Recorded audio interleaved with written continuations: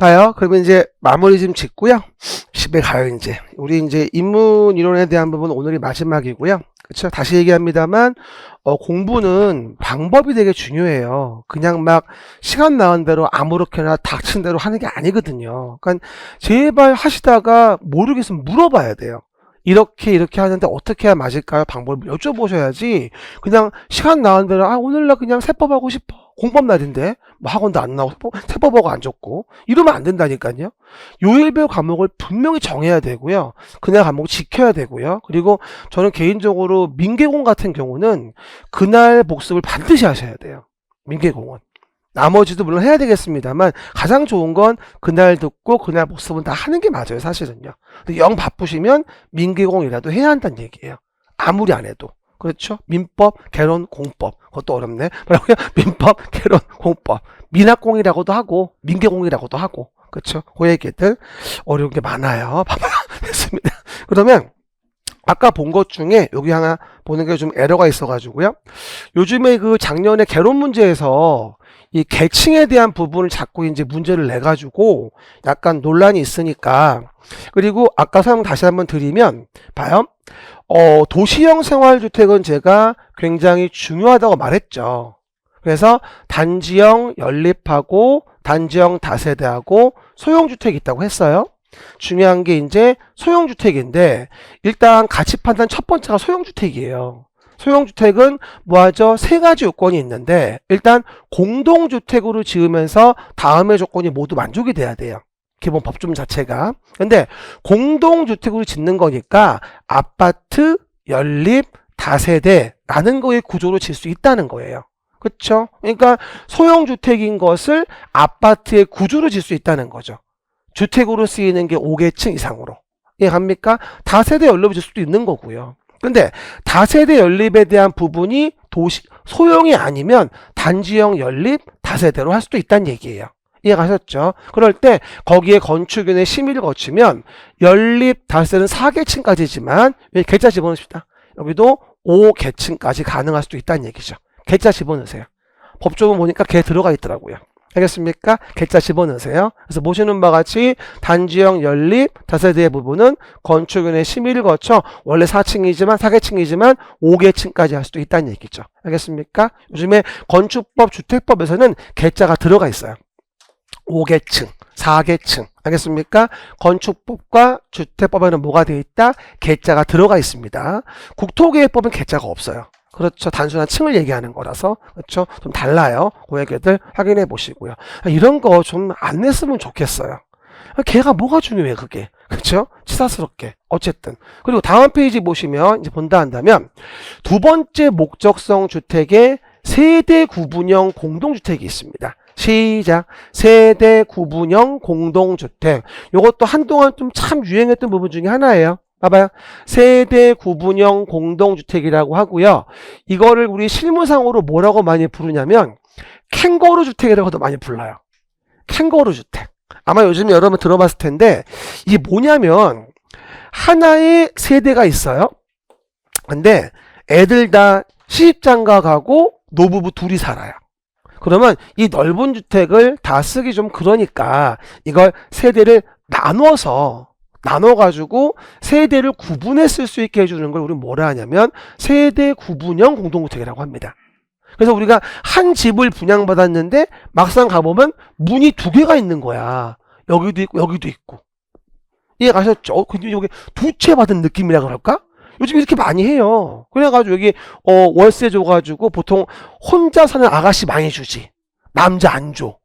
혼자 사는 아가씨 많이 주지. 남자 싫어하지? 어쨌든 간에 그러다 보니까 이런 경우가 현관 따로 있지, 욕실 따로 있지, 부엌 따로 있지. 이렇게 독립된 쪽으로 쓸 수 있게 나눠 놓은 거야. 하지만 구분 소유는 안 돼. 이걸 나눠서 구분 소유로 등기한단 말은 아니야. 한 덩어리 등기야. 나누어서 이제 쓸 수 있게 해주는 거, 쓸 수 있게 구조를 편하게 만들어준 거지. 이게 바로 뭐냐? 세대 구분형 공동주택인 거예요. 알겠습니까? 구분 소유할 수 있다, 없다? 없다. 그러니까 도시형 생활주택 다음으로 목적성 주택인 거야. 이해가셨습니까? 그 얘기들 봅니다. 그러면 세대 구분형 공동주택에 대한 부분은 그러면 일단 두 가지 유형이 있어요. 처음에 지을 때부터 사업계획 승인을 받아서 세대를 구분하는 경우가 있고, 뭐라고요? 처음에 지을 때부터 사업계획 승인 받아서 아예 나눠지는 경우도 있고, 처음에는 한 채로 지었는데 쓰다 보니까 기존의 공동주택을 좀 나눠 쓰고 싶었던 거야. 올드하게. 원래 하나였는데 나중에 나누고 싶었던 거지. 그러면 공동주택관리법에서 별도로 허가 신고를 하고 나눠야 돼. 그래서 내가 간단하게 new, old 써놓은 거야. 이거는 처음에 질 때부터 아예 나눠 놓은 거고, 이건 한 채였는데 나중에 쓰다 불편하니까 올드하게 나중에 구분을 한 거지. 달라요, 이게. 그쵸? 그래서 일단 첫 번째 보시면은요, 일단 사진 보니 이해가 되지, 무슨 말인지. 사진이 짱이라니까, 아무리 봐도. 그렇죠? 그러면 사업계획 승인을 받아서 지을 때 세대 구분형은 봐봐. 욕실, 부엌, 현관. 욕실, 부엌, 현관. 따로 설치합니다. 그리고 연결문 등에 경계벽이라는 걸 이렇게 설치합니다. 가로가 써봐요. 통합, 사용 가능. 뭐라고요? 통합, 사용 가능하다. 어떻게? 트면 통합할 수 있는 겁니다. 뭐라고요? 트면 통합할 수 있는 거니까 뭐가 가능하다? 통합 사용이 가능하다. 시작. 통합 사용이 가능하다. 라고 내용들 이해하시고. 요게 한번 문제가 나왔었죠. 그쵸? 연결문 등 경계벽 설치해서 트면 통합 사용도 가능하다. 써놓으시고요. 그 다음에 전체 세대의 얼마 3분의 1을 넘지 말고 전체 면적의 3분의 1을 넘지 마라. 왜 그럴까요? 봐요. 이게 전체 세대가 다 이렇게 지어지잖아요. 그러면 부대복리설이 상당히 부족해집니다. 뭐나 물어보죠. 남성 기준으로 이런 데서 보증금 1000에 월세 70을 내고 살아요. 차 있다 없다? 남성 기준 100% 있다. 뭐가 있다? 벤츠 있다. 가셨죠? 벤츠 8천만원짜리 전 재산이야. 집은 1000에 월 70 살면서. 대부분 다 그래, 요즘 애들이 일반적으로. 워라밸 따지고 앉아가지고선. 일도 많이 안 해. 놀면서 데이트나 많이 하고 이러고 댕기는 거지. 그렇죠? 그러면 어떻게 될까요? 다 이래버리면 부대복리가 상당히 부족해집니다. 복잡해지고. 그래서 전체 세대, 전체 면적의 3분의 1을 넘지 마세요. 이해갑니까? 전체 세대, 전체 면적의 3분의 1은 넘지 마세요. 이해가셨죠? 그 얘기. 그리고 하나 재밌는 거. 그러면 요 나눠진 공간이 있을 거 아니에요? 그럼 요 나눠진 공간의 면적이 무슨 14제곱미터 이상이어야 한다. 12제곱미터 이상이어야 한다. 과거엔 그런 조문이 있었어요. 지금은 다 삭제되고 없어요. 그래서 주의할 거, 세대 구분된 공간에 면적 규제는 없습니다. 뭐라고요? 세대 구분된 공간에 면적 규제는 존재하지 않는다는 거죠. 그렇죠? 그림에다가 써놔도 괜찮아요.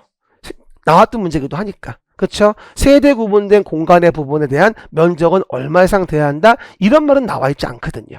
알겠습니까? 오늘은 일단 사업계획 승인을 받아서 처음에 질 때 세대를 구분할 수 있는 부분에 대한 기준을 설명드린 거고, 이건 나중에 얘기할게요. 지금 말은 좀 어려워요. 그렇죠. 일단 기본적으로 세대 구분형 주택이 뭔지를 아셔야 돼요. 소위 우리 뭐라 부른다? 캥거루 하우스라고. 옛날에 미운 우리 새끼인가? 거기에 이제 배우 하나가 엄마네 집에서 분간했다는 거야. 그래서 집도 않다고 갔어. 그랬더니 손님들이 왔어.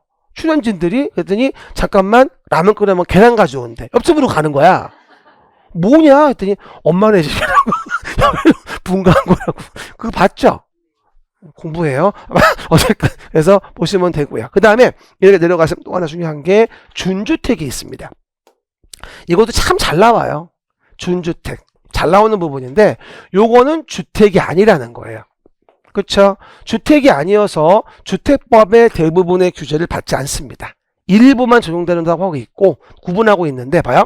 이 지문의 포인트는 이거예요. 주택 외의 건축물과 시작. 주택 외의 건축물과 부속 토지로서 주거시설로 이용 가능한 시설. 시작. 주택 외의 건축물과 부속 토지로서 주거시설로 이용 가능한 시설을 준주택이라고 해요. 그러니까 주택은 아닌데 주거로 쓰이는 거죠. 그런 게 되게 많아, 은근히. 그 중에 가장 우리 대표적으로 보다, 기숙사. 원래 기숙사가 뭐였다? 건축법상은 공동주택이었잖아. 근데 주택법상은 공동주택이 아니라고 했지.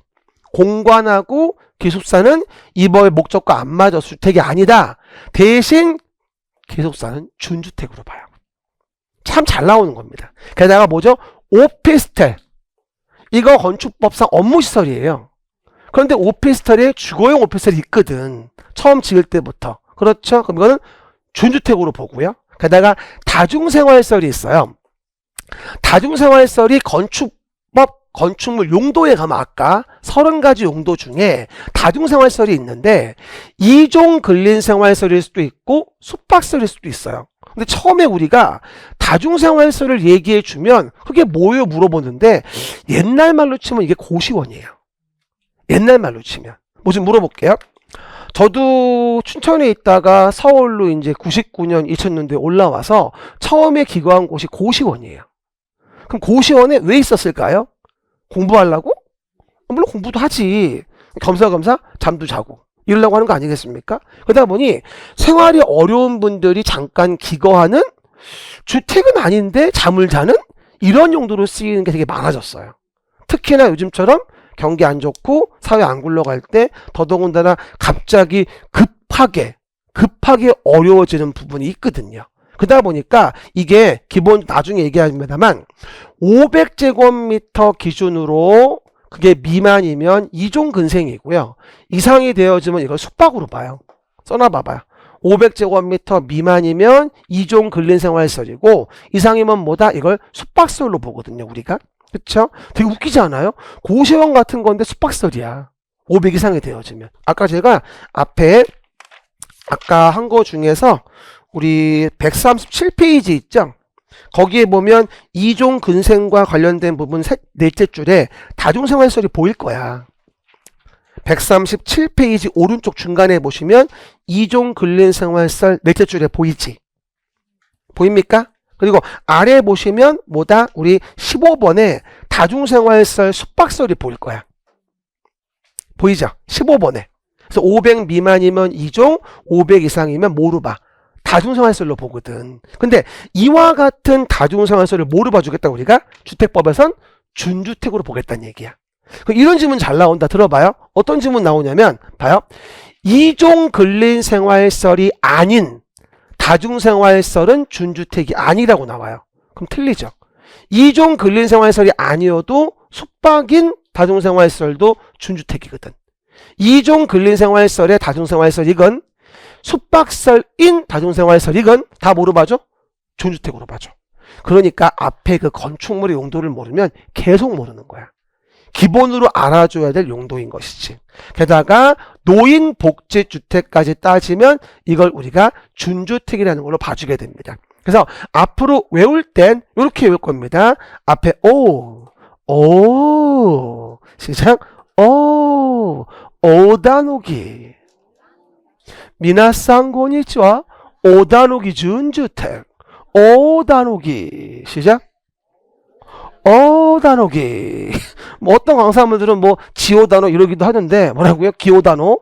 그거보다 오다노기가 낫습니다. 뭐라고요? 오다노기 준주택. 시작. 오다노기. 시작. 오다노기 준주택. 난다요 오다노기 준주택 됐을까? 오다노기. 따라하세요. 오다노기. 제가 재미삼아 이렇게 일본어로 얘기하니까 저좀 매운노 같은 거 이러지 말고 뭐라고요? 오다노기, 오피스텔, 다중생활시설, 노인복지주택, 기숙사라고 해서 오다노기 준주택, 오다노기 준주택. 오늘도 암코드 많이 배웠어요. 오다노기 준주택. 다음 중 준주택이 아닌 것은 이런 거 많이 나와요. 뭐 여관이다, 뭐 생활용 숙박설이다, 뭐 등등 이런 틀리죠. 그리고 오해 말게 다중생활시설이 2종이거나 숙박이거나 준주택이라는 거지 모든 숙박이 준주택을 의미하는 게 아니에요. 내 말 이해하시죠? 다중생활시설은 이종근생이건 숙박이건 준주택이다 이걸 얘기하는 거지 모든 숙박이 준주택을 의미하는 게 아니라고. 내 말 이해하겠죠? 그래서 기본 라인 확인해 봅니다. 이래서 주택에 대한 정의 받고요. 오른쪽 아주 중요한 거 리모델링이 이제 언급되어집니다. 봐봐요. 리모델링도 완전 중요해요. 매년 나와요. 이게 안 나온 경우는 거의 못 봤습니다. 매년 나옵니다. 그래서 리모델링과 관련된 부분은 좀 잘 좀 정리해서 우리가 확인해 줘야 되겠다고 얘기합니다. 리모델링의 기본적인 정의는요. 노후와 억제 기능 향상을 위한 대수선이라던가 증축을 얘기해요. 대수선이라든가 증축을 리모델링이라고 합니다. 근데 이게 건축법의 앞에서 봤던 리모델링과 차이점은 여긴 개축이 없어요. 기억날지 모르겠지만 아까 건축법의 리모델링은 개축이 있었거든. 주택법은 개축이 없어요. 법마다 달라요. 어떤 분이 왜요? 목적이 다르니까. 뭔 얘기인지 알겠죠? 건축법은 대수선 내지는 증축, 개축이라고 나와요. 리모델링이. 지금은 뭐다? 대수선 내지는 증축입니다. 그리고 더 재밌는 건 여기는 공동주택이에요.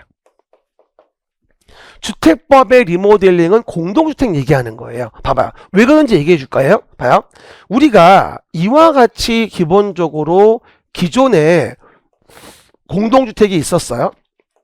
시작. 기존에 공동주택이 있었다. 그쵸? 그러면 여기서 502호 아저씨는 반대하고 101호 아줌마는 찬성하는 구분 소유권이 인정되는 공동주택이었어요.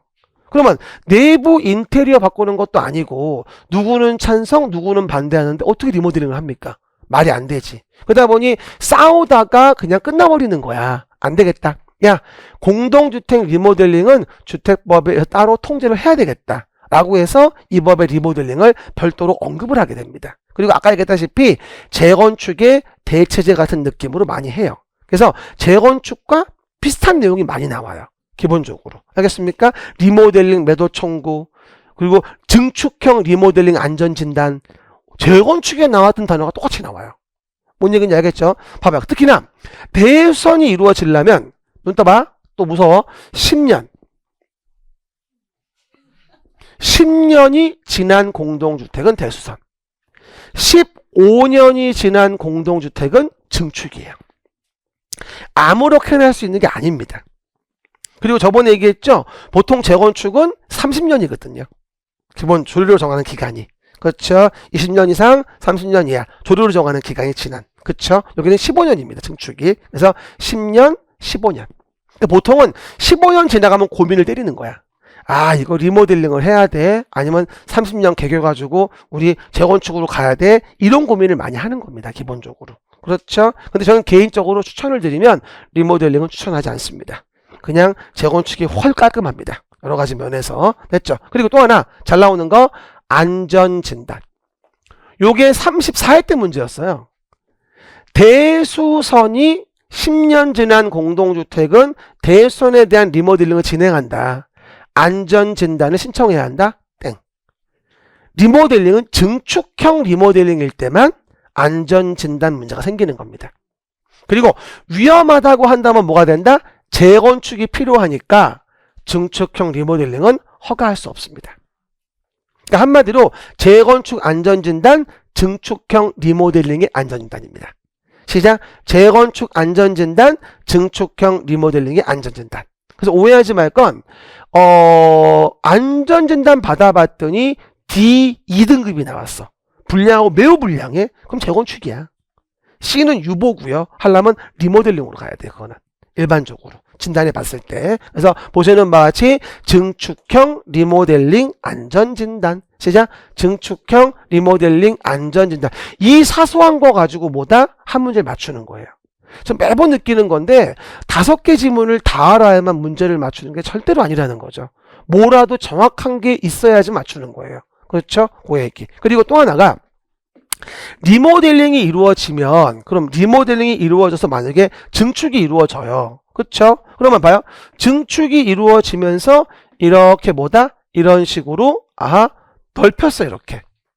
됐죠? 넓혔습니다. 그러면 얼마나 넓히겠느냐라고 한다면 요렇게 요런 식으로 넓히는 거야. 그쵸? 그러면 요만큼만큼이 뭐다? 넓어지는 거잖아 지금 세대별로. 그래서 뭐라고 나와? 30% 이내로 증축이 돼. 요게 30% 이내 원칙이. 그리고 또 하나 수직으로 올려서 증축을 할 수도 있어. 해봐 말이 수직 증축. 시작. 그러면 위로 올라가는 거잖아. 그러면 수직 증축이면 용적률만 허용되면 다 올라가는 걸로 오해하지만 이거 한정없이 올리다 보면 어떻게 될까? 비행기랑 부딪히나? 그게 아니라 기둥이 남아있지 않습니다. 기둥이 무너져요. 그래서 무조건 올라갈 수는 없는 거예요. 우리도 막 살찌면 어떻게 되죠? 만스가 안 맞아요? 그게 아니라 무릎이 아파. 무릎이 일단. 이해 가셨죠? 그러면 주저앉는 거지 그냥. 걸어다니지 못하는 거잖아. 마찬가지야. 그래서 무조건 올라갈 수 있는 게 아니라 수직 증축은 아무리 많이 돼야 3계층이에요.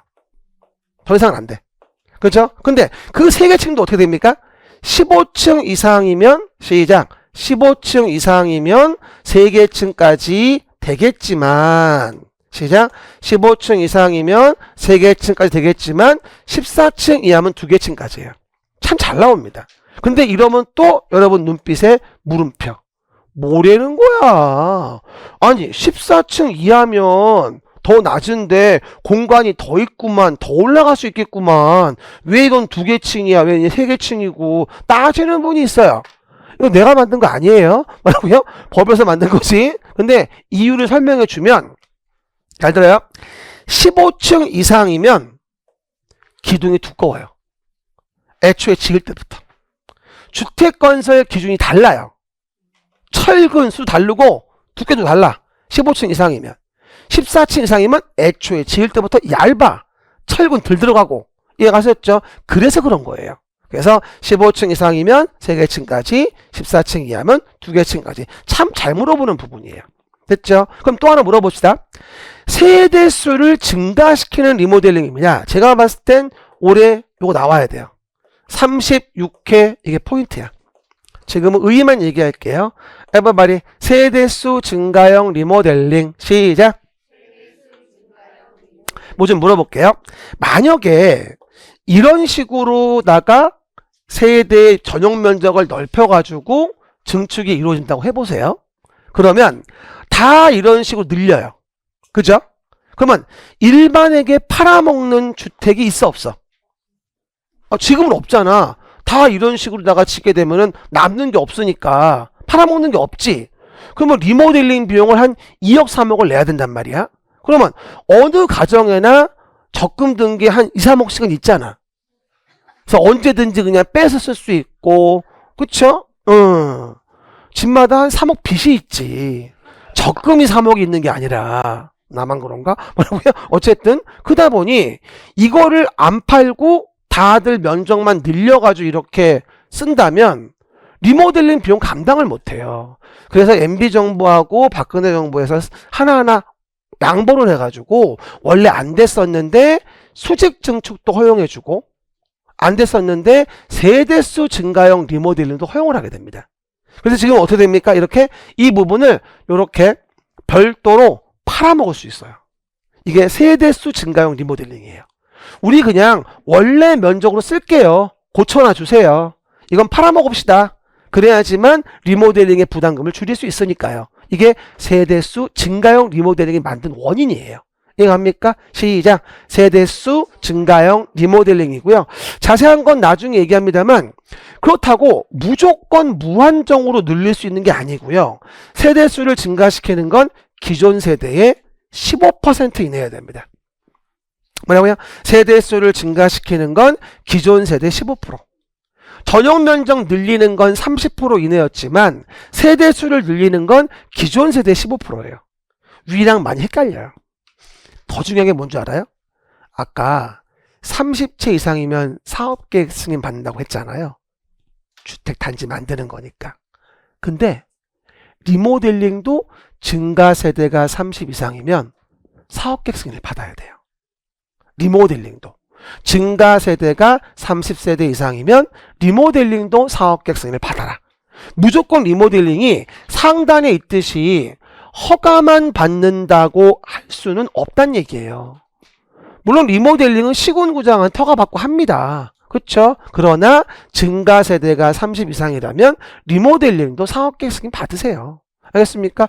제 예상하건대 다음은 세대수 증가형 리모델링에 대한 설명이다. 바르지 않은 거. 이게 36회 문제일 겁니다. 그렇죠? 안 나오면 뭐 37회 문제일 수 있고 38회 문제일 수도 있겠지만 어쨌건 나와야 됩니다. 나머지 신경 쓰지 마시고요. 그리고 세대수 증가형 리모델링이면 아무래도 이 기존 세대에 대한 부분에 대지사항권의 분쟁이 생길 수밖에 없어요. 세대가 증가되니까. 그래서 어쩔 수밖에 없냐면 리모델링 기본계획을 만들어요. 리모델링 기본계획.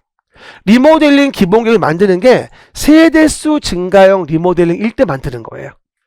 세대수가 증가가 안 되면 리모델링 기본계획은 만들 필요가 없습니다. 그렇죠? 단어만 기억해. 일단 첫 번째부터 봅시다. 일단 공동주택에 대해서 리모델링을 주택법에서 규제한다. 그리고 대수선 내지는 증축을 하는 건데 10년 지나면 대수선, 15년 지나면 증축. 근데 증축형 리모델링은 뭐다? 안전단을 거쳐야 된다. 그리고 증축 가능한 면적은 전용 면적 30% 이내가 되어지는 거고, 그리고 수직 증축을 허용하는데 3계층까지다. 최대. 그리고 세대수 증가형 리모델링이 가능한데 그거는 기존 세대의 15% 이내가 되어지고, 증가 세대가 30세대 이상이면 리모델링도 사업계획 승인을 받아야 된다.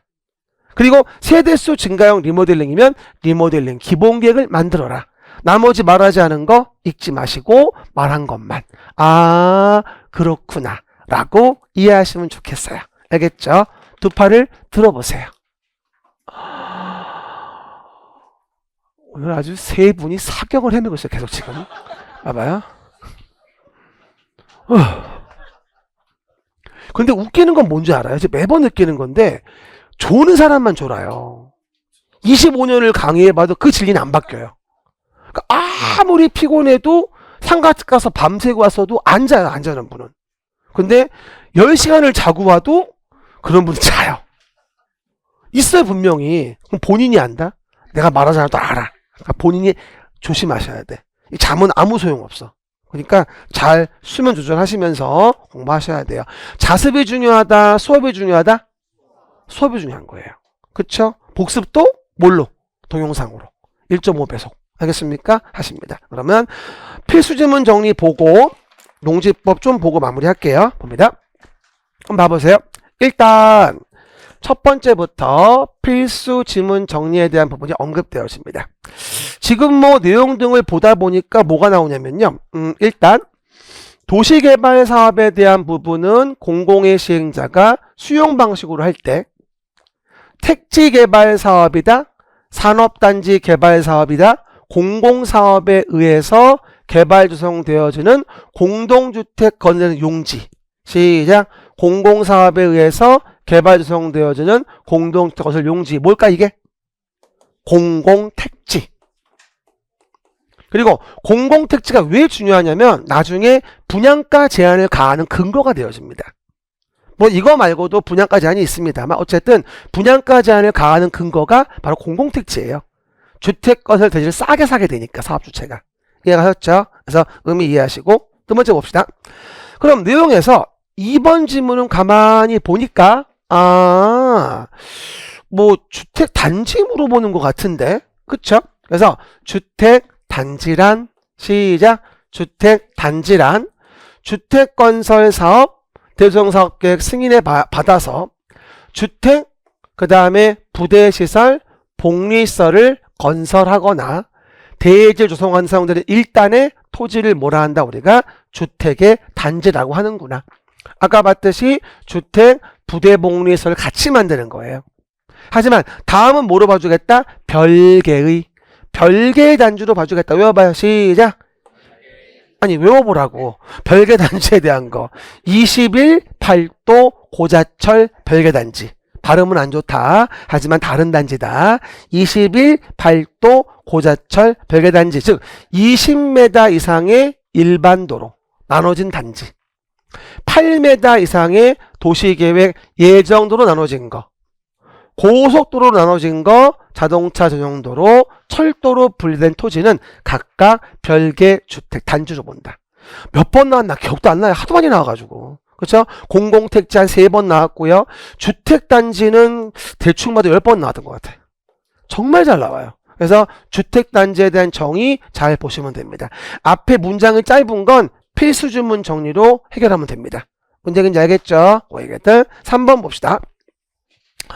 일단 포인트를 보니까 둘 이상의 구분되는 1단의 구역이래요. 그래가지고 착공신고나 사용검사를 별도로 수행할 수 있답니다. 주택단지를 나눈 걸 뭐라 하지 우리가? 그렇지, 공구라고 해. 공구. 됐습니까? 공구란 하나의 주택단지에서 둘 이상으로 구분되는 1단의 구역으로 착공신고, 사용검사를 별도로 수행할 수 있고, 그리고 공구별 세대수는 몇 세대? 300세대 이상으로 하고, 또한 전체가 몇 세대? 600세대 이상이면 공구별로 분할 시행할 수 있다. 이것도 정말 중요합니다. 주택단지 공구. 분할 시행 관련된 건 한 5번 나온 것 같아. 600세대. 그렇죠? 그래서 그거 공구별로 보니까 300세대 이상 되는 거니까 분할 시행하려면 적어도 600세대 이상은 돼야 되겠죠. 됐습니다. 그 얘기. 그 다음 주택을 주택법상 분류할 때 단독주택의 종류와 공동주택의 종류를 보자는 얘기지. 그러면 주택법상 단독주택은 시작.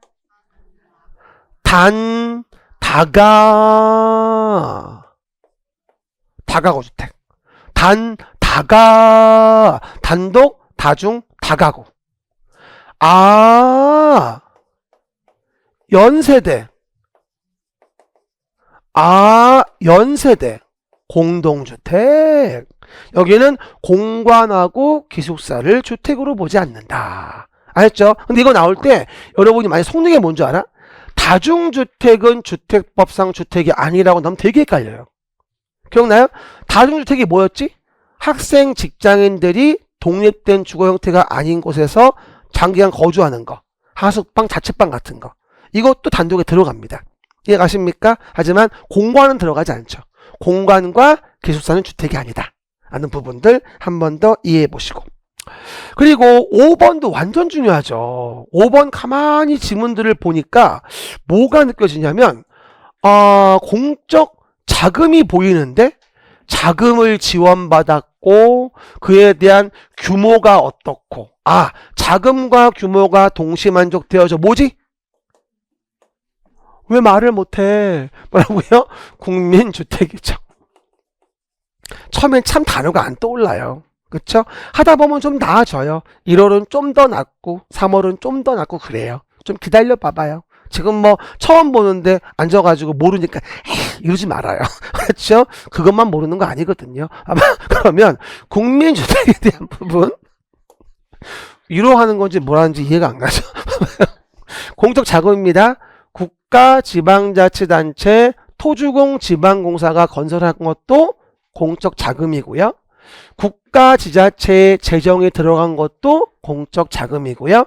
주택도시기금으로부터 자금을 지원받은 것도 공적 자금이죠. 그런 걸로써 건설되거나 개량된 주택으로서 국민주택 규모 이하의 주택을 국민주택이라고 한다. 그리고 그 국민주택 규모는 전용면적 얼마? 85. 그건 기억하네. 85제곱미터 이하. 그리고 수도권이 아니고 도시가 아닌 읍면이면 최대 얼마까지? 100제곱미터까지도 가능하다. 국민주택. 전 36회 때 국민주택은 나올 때가 됐다고 봅니다. 매년 그 168페이지 필수 지문이 그 안에서 두세 개씩 돌아가면서 문제가 나와요. 매년. 이걸 내가 고르는데 고생 많이 했다니까. 반드시 나온 건 골라놓은 거니까. 어쨌든 간에. 그쵸? 쟤만 잘 봐도 충분하다. 붙는 게 목적이지 우리는 고득점 목적이 아니다. 그렇죠? 그 얘기들. 그러면 없으면 못 사는 거. 없으면 못 사는 거. 한 10년 전인가 어떤 남자분이 없으면 못 사는 거 이랬더니 우리 와이프 이러더라고요.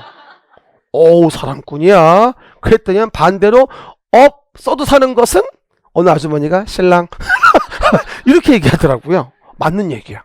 근데 진짜 그렇대요. 부부 백상에게 조사를 해봤는데 남자들은 다음 생에도 내 부인과 결혼할 거다 이렇게 말하는 게 90%래요. 근데 반대로 여자분들은 90%가 안 한다고 한대. 그 논팽이는 절대 안 산다고. 그래서 정말 신기하지? 나도 그래요. 다시 할 거예요. 50사람하고. 어쨌든 그래서 주차장, 관리사무소, 담장, 주택단지 안에 도로 뭘까요? 없으면 못 사니까 부대시설.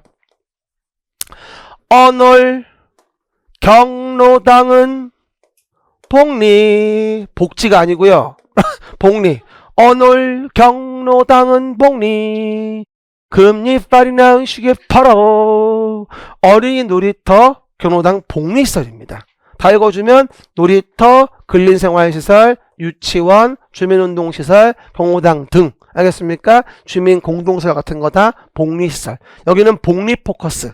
주택법은 공동이용시설은 공동이용 포커스. 아니죠. 정비법은. 알겠습니까? 혼동하지 말 것. 여기는 유치원도 어디 들어가? 복리시설에 들어간다. 나중에 또 얘기해 줄게요. 오른쪽 봅시다. 그럼 이제 내용에서 또 시설입니다. 도로, 상하수도, 전기, 가스, 통신, 지역 난방처럼 기능적인 측면을 고려하자. 그럼 뭐다 이건? 기간시설. 기반이라고 하면 안 돼. 여기는 기간시설이야. 기반은 국토계획법이야. 여기 아니라고. 알았죠? 오해. 그리고 또 이세 주택단지 안의 기간시설과 밖에 있는 기간시설을 뭐하죠? 연결. 키워드가 연결이에요. 연결을 찾으면 뭐라 그래야 돼? 그렇지. 간선시설이에요. 그래서 간선시설 나오면 연결입니다. 됐습니까? 이런 질문 잘 나와요. 하도 우리 연습을 많이 해가지고 도로, 상하수도, 전기, 가스, 통신, 지역 난방은 간선시설이다. 그럼 다 속아요. 맞는 것 같거든. 도로, 상하수도, 전기, 가스, 통신, 지역 난방은 간선시설이다? 아니야. 기간시설이야. 연결이란 말이 나와야 간선이야. 연결. everybody connected. 연결. 그렇죠? 연결돼야 돼요. 연결되지 않으면 그거는 간선일 수가 없어요. 그리고 다시 얘기하자면 나중에 얘기할 텐데 여기에 대한 뭐 지역 난방 이런 것도 정비법으로 가면 그건 또 정비 기반 시설이에요. 달라요, 이게. 그래서 정비법의 시설과 주택법의 시설은 다시 한번 철저히 분석을 해봐야 돼요. 나중에 비교할 때 얘기해 줄게요. 지금 닫고 말하면 화나니까. 이미 화난 것 같아요. 됐고요. 일 됐고. 도시형 생활주택 완전 중요해요. 완전 중요.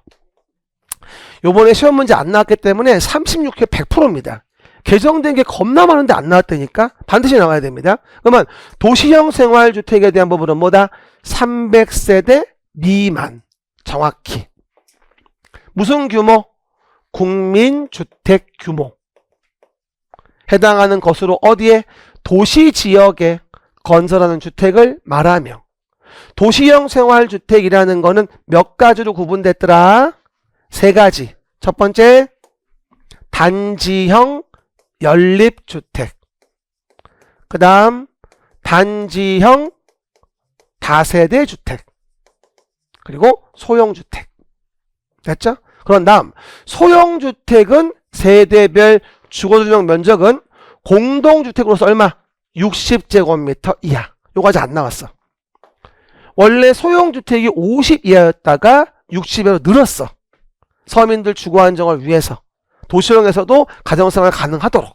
이해가십니까? 무조건 원룸으로 방의 개수 제한이 없어졌어. 진짜는 원룸형이라고 안 불러.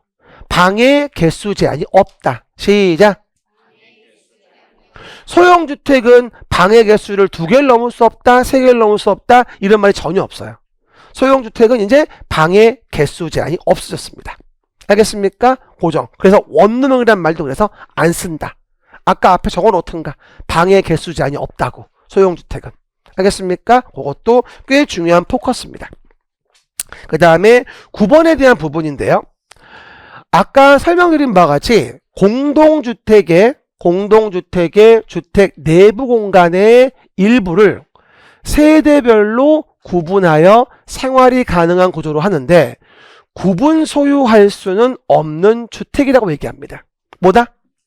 세대 구분형 공동주택이죠. 시작. 세대 구분형 공동주택. 요거 주의하실 거 절대로 구분 소유할 수 있는 건 아니에요.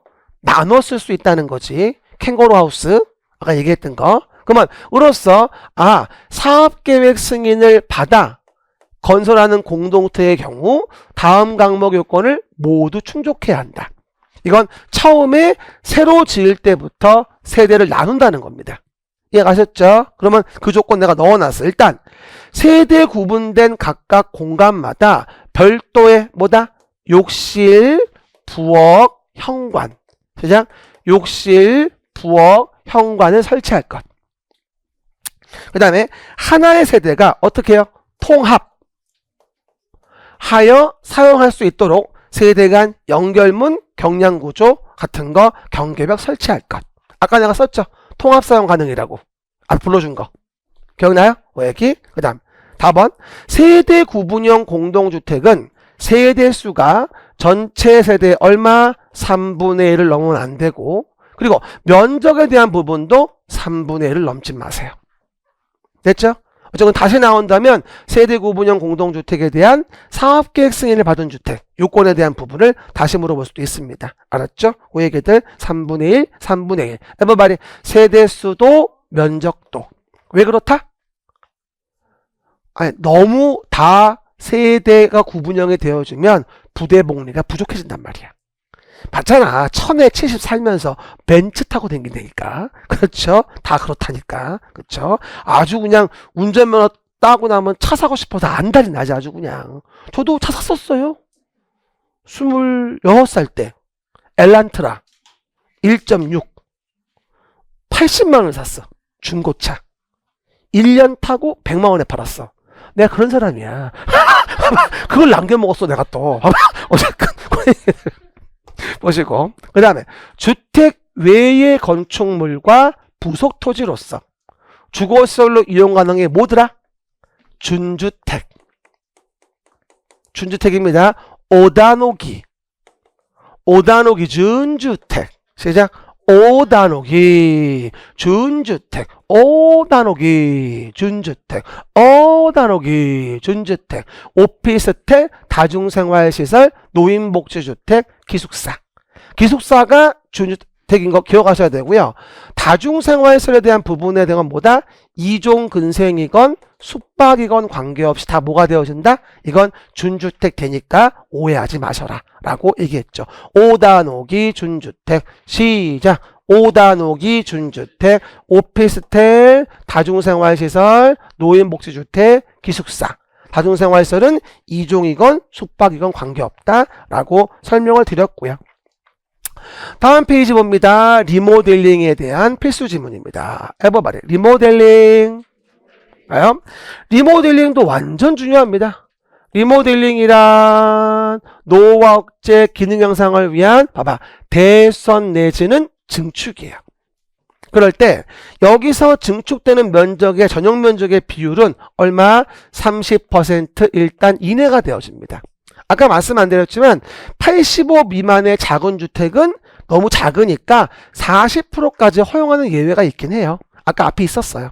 그렇죠? 원래 전용 면적은 30% 이내 증축이지만 85 안 되는 작은 주택은 규모가 얼마 안 되니까 40% 범위 내의 증축까지도 허용해 줍니다. 그렇죠? 그 얘기. 또 하나, 수직으로 증축한다는 말 완전 중요하죠. 15층 이상이면 얼마까지? 3계층까지. 그래서 수직 증축과 관련된 부분은 3계층까지는 가능하다. 15층 이상이라면. 14층 이하면 2계층까지.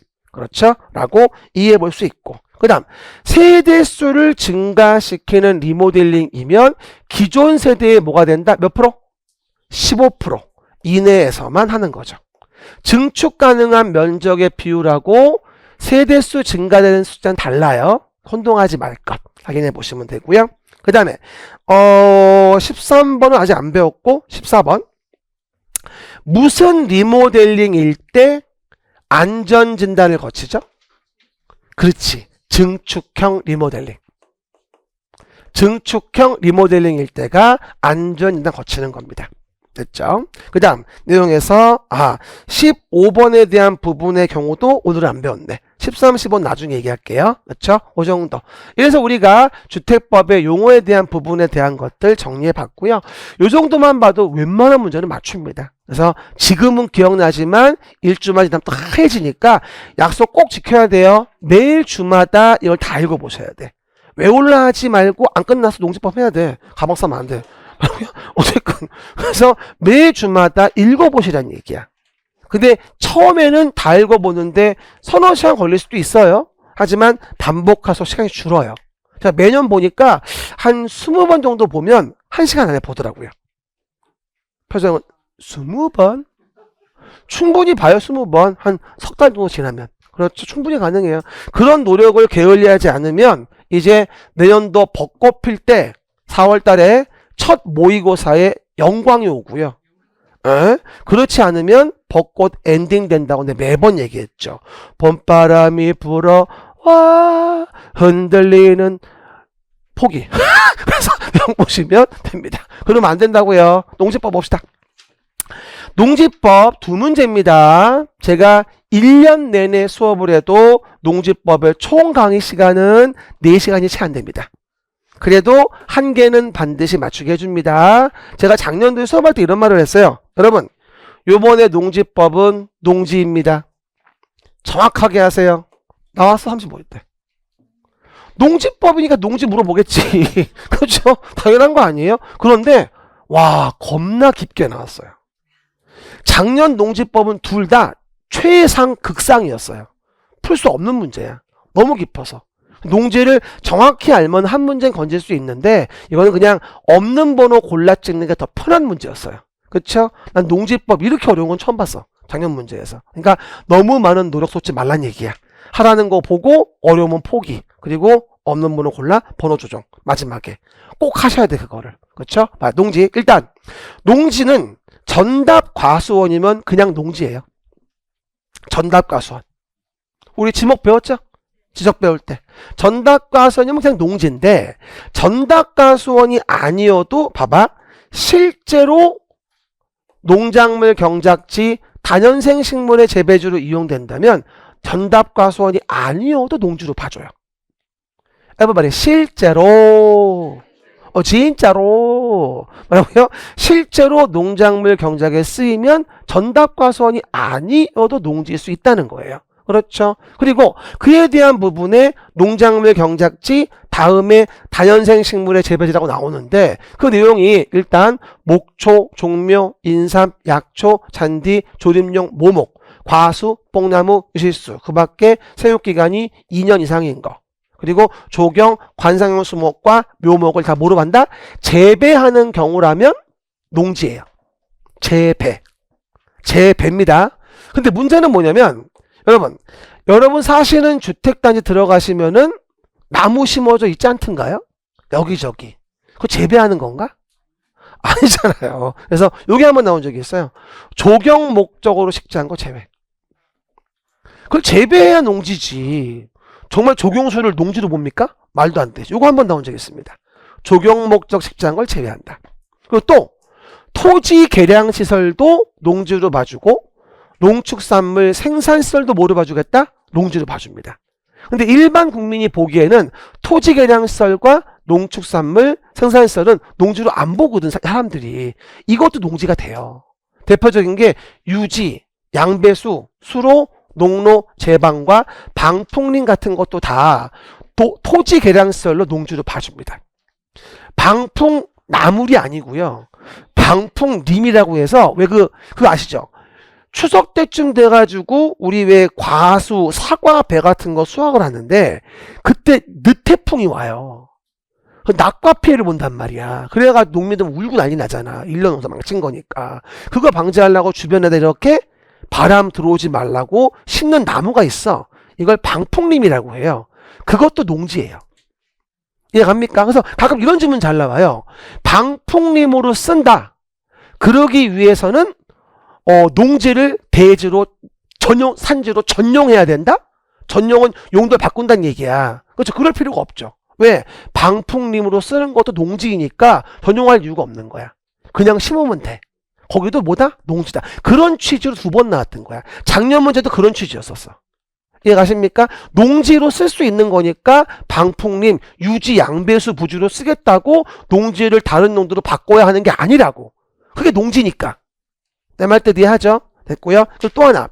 농축산물 생산시설, 이게 아주 우리를 겁나게 한 건데, 고정식 온실, 버섯 재배사, 비닐하우스, 축사, 곤충 사육사, 간이 퇴비장, 농막, 간이 저온 저장고, 간이 액비 저장조, 이런 것 등도 다 뭐로 봐주겠다?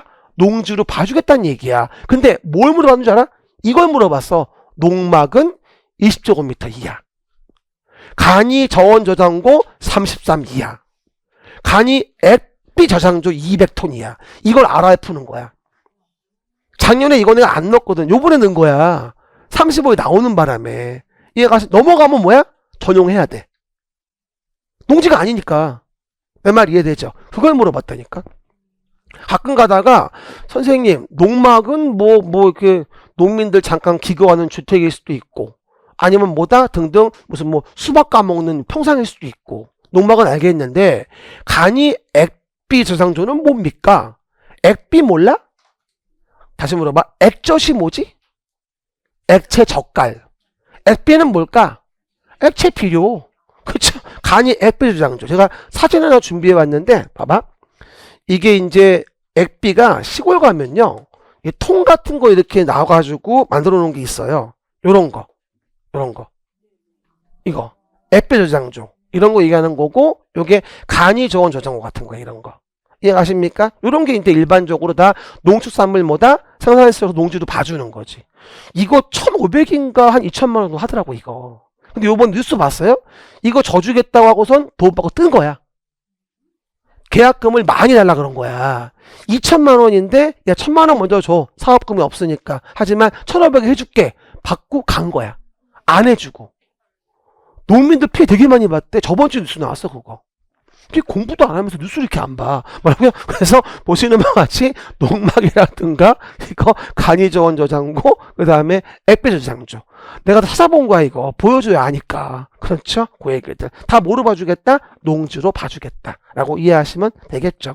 그 다음 밑에 중요한 겁니다. 다음은 봐봐, 농지에서 제외할게요. 시작. 다음은 농지에서 제외할까요? 사실은 농지에서 가장 빈출은 이거거든. 다음은 농지로 안 본다는 거. 요게 가장 잘 나오는 건데, 야, 이번 지나간 시험은 이걸 디테일하게 물어봤으니 어떻게 맞춰 이걸 도대체가. 맞출 수가 없는 거지. 그죠? 그리고 봐. 그러면 언제 농지를 제외하는 들어봐. 전답 과수원 지목이 아니어도 실제로 농작물 경작에 쓰이면 농지라고 했죠. 그죠? 근데 아무리 그래도 봐봐. 전답과수원이 아닌 토지 농작물 재배지로 이용된다면 이용기간이 3년 미만이면 농지가 안 됩니다. 아무리 실제로 농사를 쳐도 3년 미만이면 안 돼. 전답과수원이 아니면. 그럼 물어봐요. 전답과수원에서 전에서 2년 동안 감자 심었어요. 농지 아니야. 전답과수원은 관계 없다고. 다 농지야. 잘 들어. 리슨 케어풀리 해봐요. 잡종지에서 5년 동안 벼를 심었어요. 농지죠. 3년 미만이 아니니까. 그거 구분하셔야 돼요. 그렇죠? 그럼 물어봐요. 산지가 있어요. 산지에서 4년 동안 고구마 심었어요. 농지이다. 아니에요. 왜냐면 니은번에 예외가 있어요. 임야. 만약에 임야 같은 산지에서 4년 동안 고구마 심었다고 다 그거 농지도 보잖아요. 그러면 할 거 없는 분들 다 가서 농지 만들어요. 그러면 어느 비 많이 오던 날 산사태가 나서 산이 무너지면서 everybody die. What? everybody die. What? 다 뒤진다고. 그렇죠? 얼마나 위험한 줄 아세요? 나무 다 뽑아버리잖아요. 산사태가 금방 일어납니다. 이해 가셨죠? 10배는 더 일어난다고 얘기하더라고요. 그래서 임야는 적법하게 산지관리법상 허가 받아야 돼요. 받지 않았으면 100년을 해도 안 돼. 이해 갑니까? 임야 특례야. 임야는 반드시 산지관리법 등 법에 의해서 뭐가 되죠? 전용 허가 등을 거치지 않았다면 몇 년을 써도 농지가 안 됩니다. 이해 가십니까? 주의하시고. 또 초지법상 초지도 우리가 농지 아니라고 얘기합니다. 알겠습니까? 농지가 작년에 아주 우리를 깜짝 놀라게 했던 문제였습니다. 또 나올지 뭘지 모르겠는데 농지는 기본이니까 언제든 알고 있으면 되고요. 봐봐, 이렇게 오류도 풀어놓고 이런 식으로 친환경 농법으로 많이 하잖아요. 그래가지고 뭐 미꾸라지라든가 여기 뭐더라 그거? 아이고 쫄깃쫄깃한 거 뭐지 그거? 된장찌개 넣는 거. 아니 우럭 넣어가지고 이렇게 하잖아, 이렇게 그게 기억이 안 나네. 또 된장찌개는 기억나고 뭐라고 어쨌든 우럭농법 그런 거 하잖아. 왜 우리 장인어른이 그거를 많이 하세요, 당진에서. 그래서 그 주변에 우럭 쌈장집이 되게 많아. 동네 주변에 우럭 쌈장 된장 비벼 먹는 거 맛있잖아. 됐지? 그래서 봐봐, 그러면 농업인입니다. 근데 분위기로 봐서는요, 제가 몇 번 봤는데 농지가 나오면 그 다음에 농업인이 나와요. 아마 올해 농업인 나올 겁니다. 전 이거 36회로 봅니다. 100%는 아니지만 나올 거예요. 그렇죠? 농업인. 그리고 이게 왜 중요하냐면 농업인이 돼야지 사실은 농지를 소유할 수가 있어요. 아무나 농지를 소유하는 게 아니거든요. 나중에 농지 소유 제한과 농지 소유 상한 등에 또 걸리게 됩니다. 기본적으로. 하기 때문에 농업인 정의를 아셔야 되는데 이 문장을 잘 봐야 됩니다. 특히 1번하고 3번이 중요해요. 봐요. 가운데 조문이 뭐라고 나오면 봐봐. 오와 또는이에요. 오와 또는. 됐습니까? 오와가 뭐라고요? 또는. 그럼 이 말은 뭐냐? 앞뒤가 동시 만족이 돼야 농업인이 아니라 앞뒤 하나만 맞으면 된다 이 얘기인 거예요. 그러다 보니까 1,000제곱미터 이상의 농지에서 경작을 하고 있으면 날짜와 관계없이 농업인이 됩니다. 하지만 1년 이상이 아니어도 1년 중 90일 이상을 농업에 종사한다면 농업인으로 봐줍니다. 그럼 들어볼게요. 900제곱미터의 농지에서 1년 중 900제곱미터의 농지에서 1년 중 100일을 농업에 종사했어요. 농업인이다. 이다. 제가 이상이란 말을 안 했어 지금. 그러니까 앞뒤 어디에나 들어가면 관계없는 거야. 다시 얘기해요. 900제곱미터의 농지에서 1년 중 100일을 농업에 종사했어. 농업인이다. 이다. 그렇게 나온다고. 그러니까 그냥 외워서는 안 돼. 한 번 더 얘기해. 이상, 이하, 초과, 미만이 있으면 조문 그대로. 그게 아니면 포인트가 범주에 들어가 있는지. 이 연습을 되게 많이 해야 돼요. 몇 번 틀려야 맞추는 줄 알아요? 100번은 틀려야 돼. 그래야 맞춰. 한 번 틀린 거 가지고 상처받지 말아. 됐고요. 그 얘기들. 그 다음 봐봐요. 3번. 이건 뭔지 알아요? 여기는 농업인데 여기는 축산업이에요. 축산업에 종사하는 자도 농업인으로 봅니다. 시작. 축산업에 종사하는 자도 농업인으로 본다고요. 근데 축산업은 봐봐요. 제가 가축을 간단하게 이렇게 표시해 놨거든요. 대중소가축, 가축, 대가축, 중가축, 소가축. 그죠? 그러면 2, 2, 10, 2, 100두.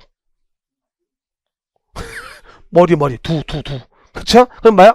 대가축이라고 알 수 있는 우리가 아는 가축이 뭐 있죠? 그렇지, 소. 어저께 어떤 분은 곰, 호랑이, 그 가축 아니야. 그쵸? 그러면 안 돼. 그쵸? 뭐라고요? 대가축 2두. 2마리 이상 사육한다면 농업인이에요. 그러면 중가축 10두죠? 중가축이 뭐야? 우리 친구들. 돼지. 그렇죠? 이런 애는 10두. 소가축은 뭐이지? 닭은 가금에 들어가요. 집가 세금자 써서 집에서 키우는 새를 가금류라 그래요. 닭, 오리, 꿩 이런 거 있죠. 가금류는 뭐다? 1천수 이상이에요. 소가축은 굳이 말하면 요즘은 개라든가 염소, 토끼 이런 거겠죠. 쓰지 마, 안 나와. 그런 거는 그냥 숫자만 알면 돼. 그걸 뭘 쓰고 앉았어. 토끼 대중소 20, 100이에요. 대중소 20, 100. 시작. 대중소 20, 100두 이상. 그 다음 가금 1천수, 꿀벌이 10군이 이상 사육한다. 말벌이 아니에요. 말벌이 사육 안 해요. 뭐라고요? 꿀벌이 사육하는 거예요. 알겠습니까? 그래서 가끔 말벌 나와. 뭐라고요? 꿀벌이 10군이 이상 사육한다. 왠지 모르게 농지법만 들어오면은 전원리기 같아요. 그렇죠? 어쨌건 사육하거나 그게 아니어도 1년 중 며칠? 120일 이상 축산업에 종사한다면 농업인으로 봐요. 여긴 90일이었죠. 왜 이건 120일이에요? 축산업은 구비해야 할 시설이 많아요. 좀 더 오래입니다. 한 달은 더 해야 돼. 120일. 이건 90일. 정확하지 않으면 다 쓰레기. 두 가지 제일 중요하고요. 그 다음에 330 이상의 고정식 온실에서 농작물 경작자에 대한 부분은 1천이 아니어도 이건 비닐하우스 같은 경우니까 330 이상만 되더라도 뭐로 봐주겠다? 농업인으로 봐주겠다. 요번에 비 많이 와서 이거 비닐하우스 하시는 분 다 주저앉아가지고 지금 난리 났더라고요, 보니까. 그렇죠? 다 무슨 수확이 안 돼가지고. 아, 무서워. 우리 집 앞에 농수산물 시장도 주저앉고. 얘기했나?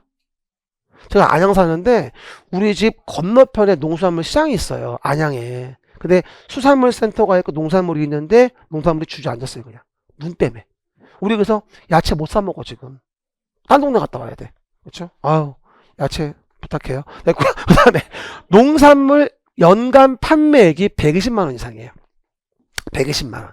원래 80만 원부터 올라간 거야. 120만 원. 그렇죠? 어떤 분이 아유 그거밖에 안 돼요. 이게 높은 게 좋은 게 아니에요. 낮아야 보호를 받지 농업인으로. 이해 가십니까? 그러니까 낮은 게 좋은 거야 사실은. 그래야 면세유라도 사지. 면세 받는 기름. 경운기 돌 때 쓰려고. 이해 갑니까? 그것도 또 못 써서 안달이야. 나도 한번 장인어른한테 그 면세 기름 좀 써보려고 했다가 한 번도 못 써봤어. 조금밖에 안 줘. 그렇죠? 어쨌든 간에 그게 농업인입니다. 연간 판매액 120만 원 이상. 그리고 주말 체험 영농 굉장히 중요한데요. 주말 체험 영농도 꽤 중요한 아이템이에요. 나중에 제가 본론 들어가면 얘기할 텐데 이게 되게 중요해요. 주말 체험 영농이 탈법의 루트예요. 농지의 불법 소유 탈법 루트. 시작. 농지의 불법 소유 탈법 루트가 주말 체험 영농이라 최근에 굉장히 강화가 됐어요. 그래서 나중에 본론으로 자세히 얘기할 텐데 농업인이 아닌, 이게 포인트예요. 농업인이 아닌 개인이 주말을 이용해서 취미생활 여가활동으로 농작물 경작, 다년생 식물의 재배에 이용하는 걸 주말 체험 영농이라고 합니다. 그래서 그 90년대 중반 정도부터 주말 체험 영농이 굉장히 광풍이 불었었어요. 그래서 제가 그때 동네에서 강의할 때인데 90년 중반에 대학 다닐 때 순천 8호 광장에서 정의라고 해서 강의할 때인데 맨날 오면은 상추 가져오고 맨날 방울토마토 가져오고 밤 따오고 그때 많이 그랬었어. 총각 때 집에 그냥 야채가 그래서 아파트 입고 쌓아놔서 가져가라고. 내가 다 못 먹으니까. 그때 많이 그랬었어요. 그래서 탈법이 많은 거라서 어쨌건 농업인이 아닌 개인이에요. 그쵸? 주말 등을 이용해서 재배하는 걸 everybody 주말 체험 영농. 시작. 게다가 올해 신설된 겁니다. 농지개량이라는 단어가 신설됐어요. 농지개량. 이번에 신설된 겁니다. 매년 1월부터 시행해요. 근데 미리 집어넣었어요. 알겠습니까? 농지개량 신설된 겁니다. 신설. 봅시다. 농지의 생산성을 높이는 게 목적입니다. 그래서 농지를 개량한다는 얘기예요. 그래서 농지의 생산성을 높이기 위하여 농지의 형질을 변경하는 다음의 것을 얘기한다라고 나와요. 그래서 농지의 이용가치를 높이기 위해서 구획을 정리한다, 개량선을 설치한다. 그다음 농지의 토양 개량, 관계 배수, 농업 기계 이용 개선을 위해서 객토, 성토, 절토, 암석, 채굴 같은 거 하는 걸 다 농지 개량이라고 합니다. 됐어요? 농지 개량 정의 한 번은 물어볼 것 같아요. 하지만 좀 기간은 지나가야 될 것 같아. 어쨌든 목적은 뭐예요? 생산성 높이기 위해서. 됐습니까? 1년의 내용이고요. 게다가 정말 잘 나온 게 뭔지 알아? 이거야. 위탁 경영. 정말 많이 나와 이거. 완전 베스트. 언제 나와도 이상하지 않다. everybody 위탁 경영 다 했습니다. 이건 뭐냐면 타인에게 포인트가 이거야. 보수. 돈 주고 일을 시키는 겁니다. 돈 주고 보수를 주고 농작업의 전부나 일부를 위탁하여 뭐하죠? 행하는 농업경영을 위탁경영이라고 합니다. 돈 주고 일 시켜. 위탁경영. 시작. 돈 주고 일 시켜. 위탁경영. 이해 가셨죠? 그리고 하나 주의할 게 오른쪽에 봐. 농지 이용 파트에 있는데 농지를 이용할 자가 농사를 안 짓고 놀고 있어. 봐봐 말해. 놀고 있네. 시작. 놀고 있으면 농사 져 임마. 너 안 지면 능력 있는 다른 놈 대리 경작자 정할 거야. 이건 대리 경작자 지정. 강제로 시군구장이 정하는 거야. 헷갈리면 써 그냥. 놀고 있네. 놀고 있네. 라고 써요. 간단하게 이해할 수 있어요. 놀고 있는 자에게 능력 있는 대리 경작자를 강제로 정하는 걸 대리 경작자 지정. 그리고 토지를 빌려주는 게 뭐야? 임대차. 그럼 물어볼게. 임차인은 농작물을 먹어 안 먹어? 안 먹으려면 뭐하러 임차해? 뭐라고요? 농작물을 먹어? 그러면 위탁 계약하면 위탁 받은 자가 농작물을 먹어? 위탁한 자가 먹어? 한 자가 먹는 거야 이거는. 보수를 좀 일시키는 거니까. 이 세 가지가 비슷해 보이지만 달라. 얘가 하셨죠? 위탁경영, 대리경작, 임대차. 한 번 더.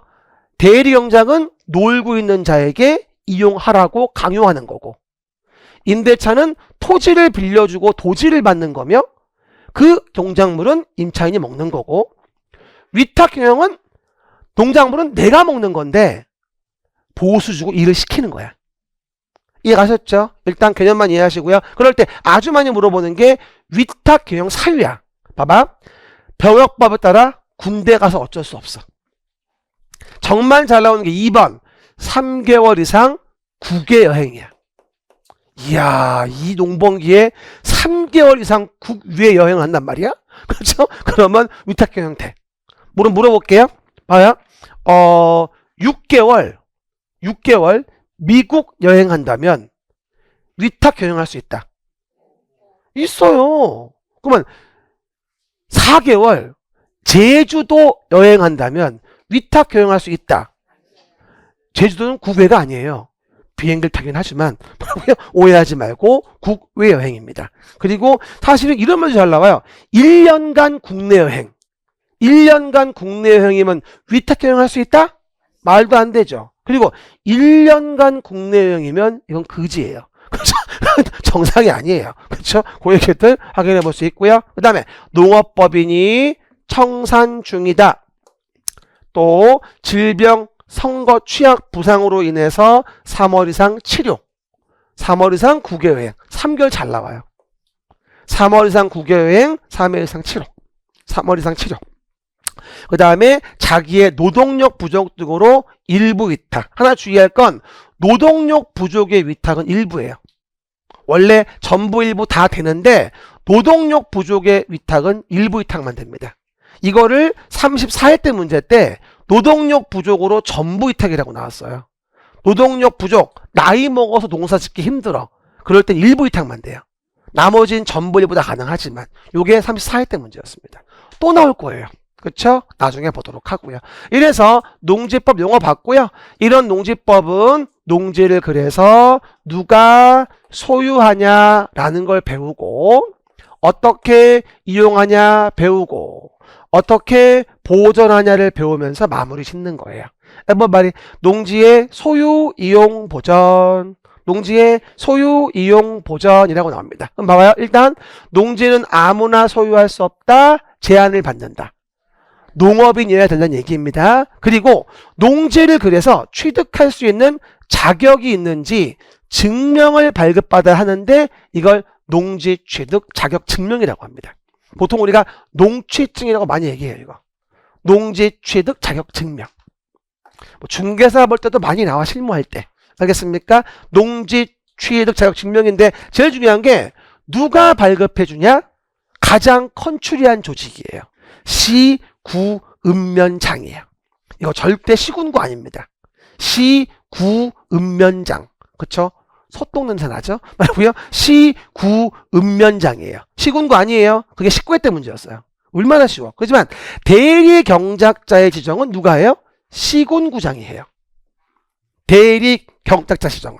그리고 농지를 보존하기 위해서, 야, 농지를 보존하기 위해서, 야, 농사만 열심히 져봐. 그게 농업진흥지역이거든. 근데 농업진흥지역을 정하는 건 시도지사예요. 하나씩만 해요. 맨 위에 증명은 시구읍면, 대리 경작자 지정은 시군구, 농업진흥지역 정하는 건 시도지사. 이해가셨죠? 그리고 여러분 아시는 절대농지 있죠? 농사밖에 못 짓는다는 땅. 그게 농업진흥지역이에요. 물론 예외가 있습니다만. 그렇죠? 그리고 농업진흥지역은 아무 때나 지정되는 게 아니고요. 잘 나오는 건데요. 녹관농자. 녹관농자. 녹지, 관리, 농림, 자연환경 보전지역에만 정해요. 주거지역에 농업진흥지역 정하면 죽어요. 성질나서. 이해합니까? 녹관농자. 그런데 자주 물어보는 게 하지만 특별시의 녹지지역은 제외. 요거 잘 나와요. 시작. 특별시의 녹지지역. 하나 물어봅시다. 왜 그럴까? 남산 요 옆에 있죠? 그거 녹지지역입니다. 그죠? 특별시입니다. 거기 농업진흥지역 정해서 배추 심었어요. 배추 한 폭이 얼마 할까요? 한 10만원 하려나? 더 갈 수도 있어. 말이 안 됩니다. 너무 이용도가 높아서 특별시의 녹지지역에는 농업진흥지역을 정할 수가 없습니다. 이거 광역시라고 한 3번 나온 것 같아. 따라해보세요. 녹관농자의 농업진흥지역 지정. 시작. 특별시 녹지 제외. 그리고 농업진흥지역은 시도가 정하고요. 농지를 다른 용도로 바꾸는 걸 농지 전용이라고 합니다. 이것도 허가받게 해서 농지를 보존해야 되겠죠. 근데 정작 농지를 다른 용도로 바꾸는 거는 농장이 허가해요. 농장은 누굴까? 농림축산식품부 장관. 우리 6페이지 조직 볼 때 얘기했잖아.